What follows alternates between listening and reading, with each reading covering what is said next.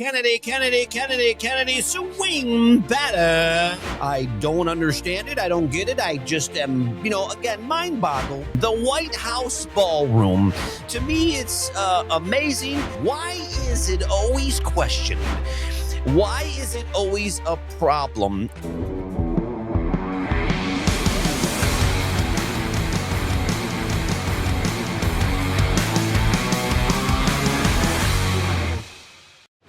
Kennedy, swing batter. Yes, that's from Ferris Bueller. This is Gallagher's Grip. Daniel Gallagher coming to you live with another episode on the Gallagher's Grip show here. Ladies and gentlemen, this ain't going to be too long. It's not going to be too short, but I do want to actually talk about something that is going around on social media. I don't understand it. I don't get it. I just am, again, mind boggled why somebody would be so negative towards the following. The White House ballroom. To me, it's amazing, shocking. It's what has been needed. It's relevant and necessary for the presentation of the United States of America, government, Congress, the leadership, who we represent, what we represent as a country. Why is it always questioned?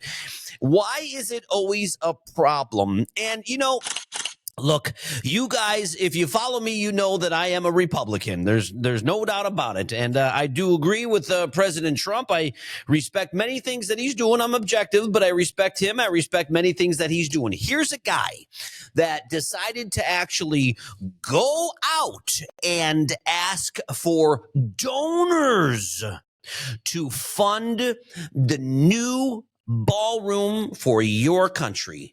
The ballroom where the heads of nations, the heads of countries, and the heads of leaders across the whole world will fly into and actually have dinner and enjoy an evening on the USA's dime, as they should, to actually see a brand new multi-$100 million ballroom. Your president, in my opinion, is doing the absolute correct thing by making the White House awesome. There's no other way to put it. I say a lot of things on this show, and one of the things that I talk about is something called a signatory citizen. And I got to be honest with you, sometimes I wonder what kind of citizen is actually the one in the White House actually asking the questions. What kind of citizen is the one creating the problems? What kind of citizen is the one shooting the arrows, so to speak, at such a lovely, magnificent thing that this man is doing for your country? Why does it always have to be such a massive problem? I'm watching the news channels. I watch these folks just tear it all up. Why is it always negative? Why does it always have to be such a massive pain in the butt? Your president found money from somebody else to build a massive ballroom. None of it's coming out of your pocket. Why do you ultimately care? And it's going to be doing nothing but increasing the overall image of the country that you live in. Why do you care so much? If you know the money's not coming from a governmental source, why fight? Why scream? Why kick? Why yell? Well, is it because you're a Democrat and that's what you're instilled to do? That's what you're programmed to do? It is amazing to me how many people, unfortunately, will go against your president just because they woke up one day and they don't want anything to do with them. They don't want any, you know what? Look, I'm going to give every American troop a $10,000 bonus this year for Christmas because they deserve it. Now, what a wonderful sentence I just said. What a great comment I just said. And I hope to God that would happen one day for our American troops. But there's going to be a whole group of people that would be shooting that down just because. Aren't you tired of the just becauseers? Isn't it time that the just becovers, perhaps they're signatory American citizens, maybe it's time you actually shut your mouth? Maybe it's time. Maybe it's time during the interview process, ladies and gentlemen, we ask you, are you a signatory American citizen or are you an American citizen? There are two questions there that really need to be answered. Your president building a 2, 3, who knows, $400 million monstrosity that will be there till the end of time to actually present the United States of America at the highest level of which it should be presented at the highest level. Why go against that? It's utter common sense to most people. Why put it down? Why go against it? Why spread all these crazy, chaotic rumors? Oh, the White House is the president's destroying the White House. The president is destroying. Have any of you actually been around a construction scene? Have any of you actually spent some time around heavy equipment? Do any of you realize what it takes to actually build a structure? Whether it's a chicken coop, a garage, a house, or a massive ballroom, you're going to need heavy equipment, ladies and gentlemen. You're going to need workers. It's going to be a work site for a period of time. It's going to be dirty. It is going to be messy. It's going to be muddy. Ladies and gentlemen, I welcome you to the world of construction. By the time this ballroom is 100% done, by the time this ballroom is finished, the last speck of paint actually put on it, it is going to be magnificent. Ladies and gentlemen, you know, if you keep up with the times and you keep up with worldly events, you want to know what country just blows me away? Just blows me away. Dubai. Holy cow. When you hear our president talk about Dubai, you hear our president talk about different countries when he flies into it and how amazing, because they are, how amazing their countries are compared to ours. He's right. Our airports, our roads, our infrastructure, it could be 1,000 times more than what it is right now. The biggest country, Dubai. Dubai is one of the most amazing countries, and I have never personally been there, but I see it, I read it, I'm in tune with it. It's unbelievable how clean it is. It's unbelievable how little crime exists in Dubai. It's unbelievable the building structures that they're actually making, the thought process, the ingenuity, the entrepreneur thought process in Dubai. It's shocking. It's shocking. America, let's get back to the top. America, let's continue to climb the stairs. America, let's open up our minds. And I'm not talking about the top 1%ers. I'm not talking about the articles you read where you've got Jeff Bezos with Amazon building a 51, give or take, $billion AI facility. I'm talking about the youth of America. I'm talking about the kids sitting around wondering what they should do with their lives. Maybe it's time that we do come together and we create the greatness again. Folks, maybe we create the greatness again.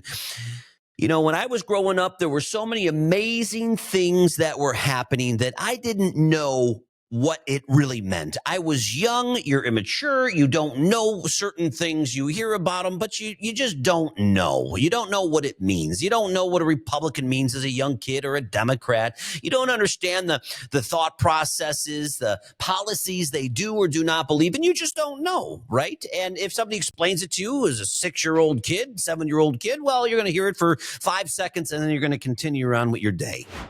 I believe that America is the best country in the world. I do believe that we are behind, and I do believe that we have to take some serious steps forward collectively. A real American citizens, collectively, with the love of our country, with the love of our leadership, and with the love to have the faith and desire to actually create and grow and make this place amazing. And don't get me wrong, America is amazing. But when you look at other countries and you look at what they're doing, holy how. What's shocking to me above and beyond are not only the major, incredible building structures that they have made and are making, the crime rate.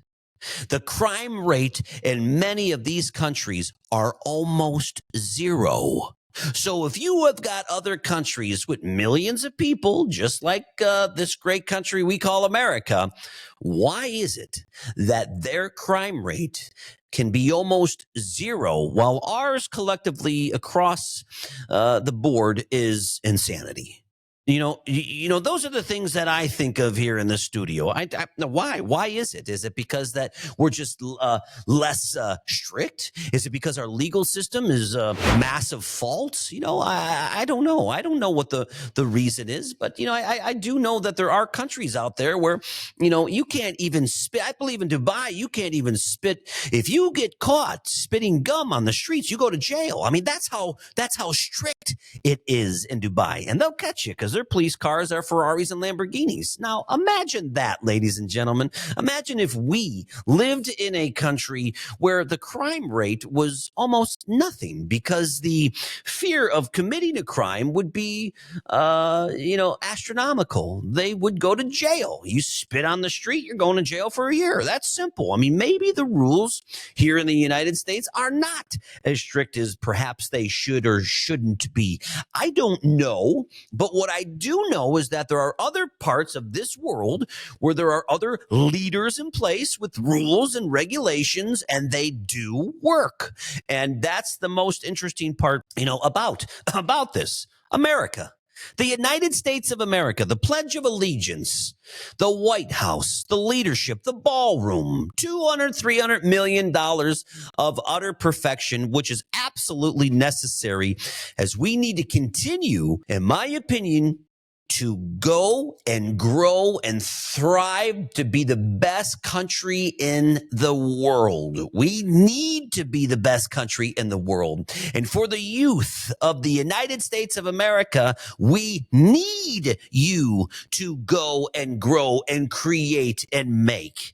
I've got a huge fear with the youth of the United States of America. Why? Well, they're on iPads. They're on iPhones. They're have headsets on. They're playing video games nonstop.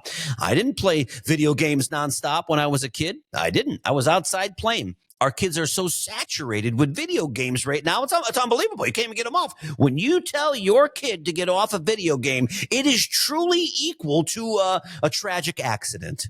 It's unbelievable. It's overcoming. It's overcoming. And to teach them to get off is one of the most difficult things that you can go through as a parent. The United States of America, the best country in the world, in my opinion.